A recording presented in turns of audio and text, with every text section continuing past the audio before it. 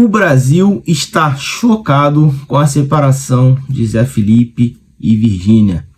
E não, eu não tô aqui nesse vídeo para poder fazer fofoca da vida alheia, falar do casamento dos outros. Não sou o Fuxico Gospel. Na verdade, eu acabei de ler uma matéria aqui no UOL.com e o que eu queria falar nesse vídeo é o que toda essa situação ensina a nós cristãos. E sim, tem muita coisa que nós podemos aprender. Eu separei pelo menos 5 coisas que a gente pode aprender com todo esse bafafá e trazer para o nosso casamento, para edificar o nosso casamento e a gente ter um casamento que glorifica o nome do Senhor. Mas antes disso, peço que você, como sempre, se inscreva aqui no canal, caso você não seja inscrito. Por favor, curta esse vídeo aqui, nos ajuda bastante. E comente o que você acha. O que você vai achar das coisas que eu estou falando aqui, se faz sentido para você, se você já coloca em prática no seu casamento. E vai ser uma bênção. Pessoal, eu sou daquele grupo de pessoas que tudo o que sabe sobre Virgínia, Zé Felipe, essa galera de internet aí, eu sei porque alguém posta, né? E poucas pessoas que eu me relaciono acompanham a vida de subcelebridades assim, então eu sei muito pouco. Então quando acontece uma coisa dessa, eu sei porque tá todo mundo postando, né? Então hoje eu tenho o hábito de acordar sempre de manhã, tomo meu café, abro o Globo.com e começo a ler as principais matérias. E tinha uma matéria ali que me chamou a atenção. Primeiro me chamou a atenção que ninguém mais fala sobre a CPI dos jogos de azar, né? Que é onde ela estava metida, essa menina. E agora todas as matérias falam somente sobre o casamento dela.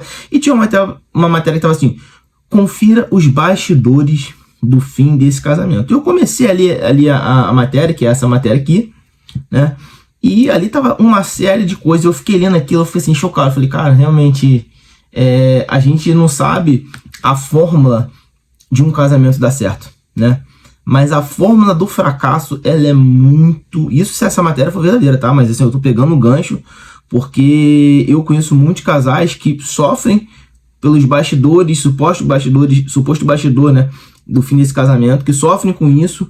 E, cara, existem umas práticas que a gente tem, ou a gente deixa de ter, algumas práticas que a gente deixa de fazer, que, cara, o fim dessa estrada é divórcio, é separação, e tudo o que vem de ruim com o divórcio, com a separação, pensão alimentícia, pais afastados dos filhos, ninguém é pai de 15 em 15, ninguém é mãe de 15 em 15 dias.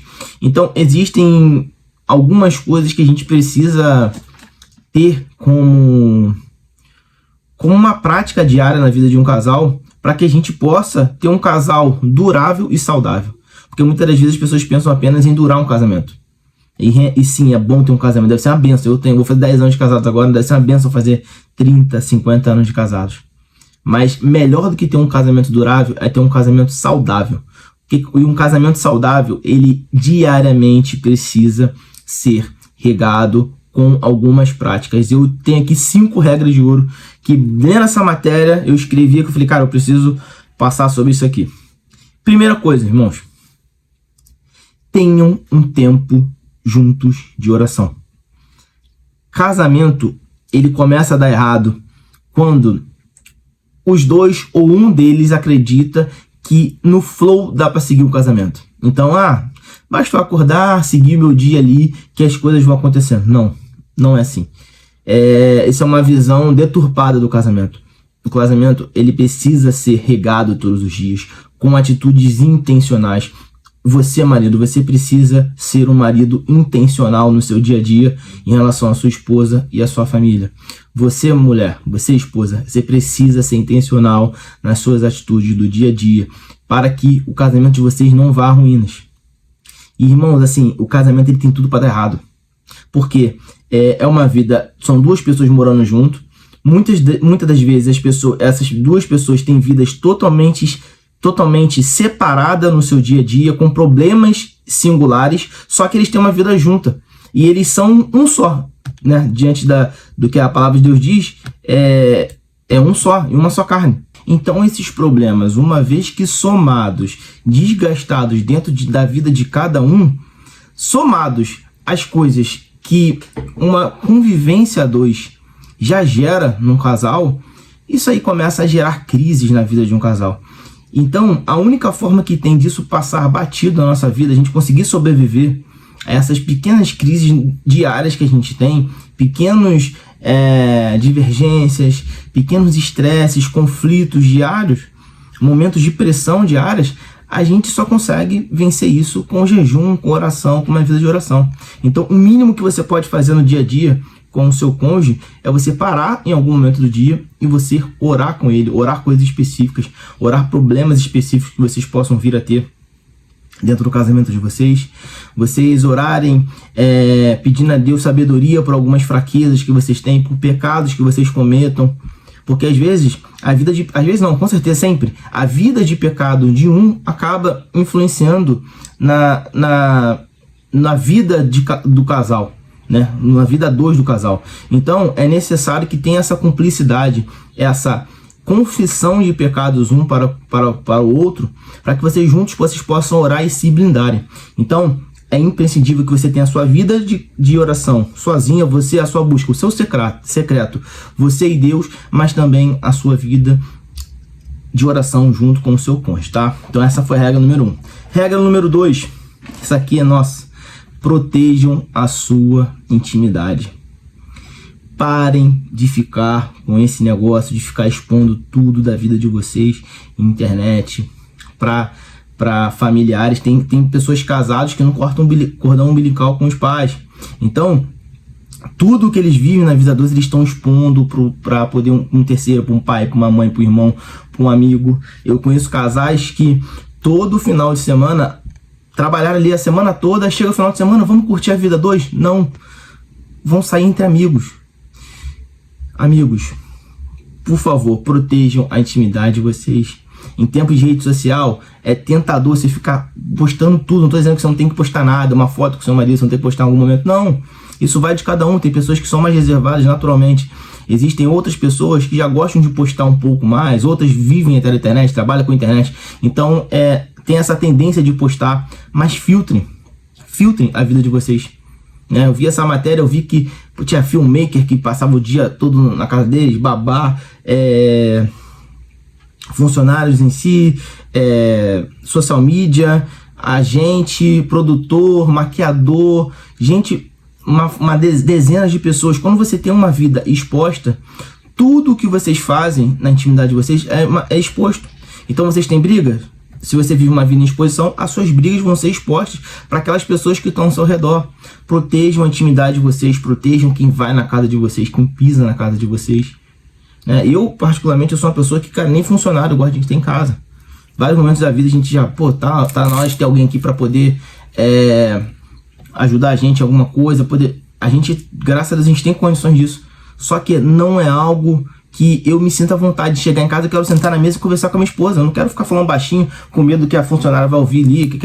Entende o que eu tô querendo dizer? Mas é a minha forma de proteger a minha intimidade. É uma das formas que eu tenho de proteger a minha intimidade da minha vida a 2. De repente, a sua forma vai ser outra. Mas proteja a sua intimidade. Proteja a sua intimidade. Ficar postando a sua casa, ficar postando as qualidades do seu marido, os defeitos do seu marido, da sua esposa. Protejam a intimidade de vocês. Não se exponham ao público de maneira alguma. Em todas as formas que tem à disposição, não se exponham. Protejam a intimidade de vocês. Terceira regra que eu consigo entender disso, né? Eu falei de proteger a intimidade de vocês como casal, mas nunca exponham a vida conjugal online de vocês. Cara, hoje em dia esses famosos estão loucos, assim, ficam postando coisas muito íntimas de um casal.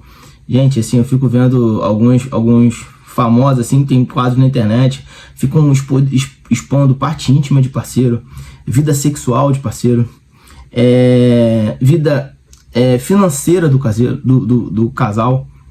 Irmãos, não exponham a vida conjugal de vocês online. Postar uma foto, postar uma coisa é uma coisa. Outra coisa é você postar o seu vídeo do seu marido dormindo na posição que ele dorme. Outra coisa é você postar... falar da briga de vocês. A gente brigou, como inclusive nessa matéria eu vi, a gente brigou por conta disso. Irmãos, ninguém tem nada a ver com a vida de vocês. Ninguém tem nada a ver com a vida de vocês. Parem com essa síndrome de blogueirinho que parece que picou todo mundo hoje em dia. Todo mundo quer ser blogueirinho, quer ficar expondo a sua vida na internet. Exponha com limitações, filtre que vai pra lá, porque ninguém tem nada a ver com isso. Ah, eu vou filmar a obra que tá fazendo aqui em casa. Pare com isso, pare com isso. A pessoa, o blogueirinho que você segue, o influencer que você segue, que faz isso, ganha milhões da Leroy Merlin, ganha milhões de outras marcas para poder fazer aquilo. Você não ganha nada. Você só ganha uma vida exposta no online. Proteja a sua vida. Não exponham a vida de vocês, principalmente a vida conjugal de vocês online. Ok? Quarto ponto.